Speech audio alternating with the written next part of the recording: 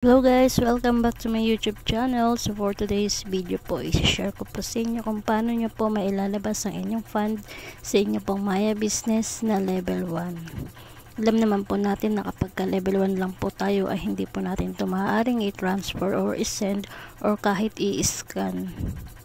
So ganito lang po ang inyong gagawin. Nang una po, para lamang po ito sa mga merong home credit kwarta. Una po natin gagawin, click po natin yung pay bills.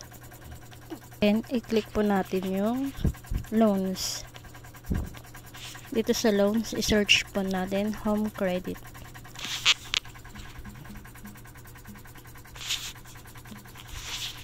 Yan, piliin po natin yung home credit. So dito po, pilapan lang po ninyo ito.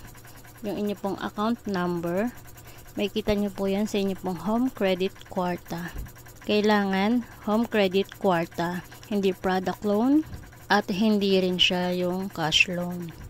So sa home credit kwarta, pwede nyo po siyang i-transfer or sa home credit card. So kunin nyo lang yung account number ninyo noon at ilagay nyo po rito sa account number. Tapos ilagay nyo po yung amount kung magkano po yung gusto nyong ilabas. Then, customer's cellphone number, yung cellphone number nyo po. Contact number ng inyong home credit kwarta at yung inyong account name ng home credit kwarta. Pag napilapan na po ninyo yan, ay maita-transfer na po ninyo yung inyong pong pera sa inyong level 1 na Maya Business papunta po sa inyong home credit kwarta or home credit card. Then, kapag nasa home credit kwarta na po ninyo, pwede na po ninyo siyang ilabas sa pamamagitan po sa pag-scan ng mga merchant na QR code. Hindi po siya pwedeng i-scan sa mga basta-basta lang na InstaPay na QR code. Dapat po mayroong QR, PH, or merchant store. Pwede nyo rin siyang ilabas sa inyong QR ng inyong pong Maya Business, basta po level 2. Pero, hindi po lahat ay successful. Minsan po decline. Ang Maya Business QR po kasi, minsan gumagana po siya ay one time use or hanggang 2 use.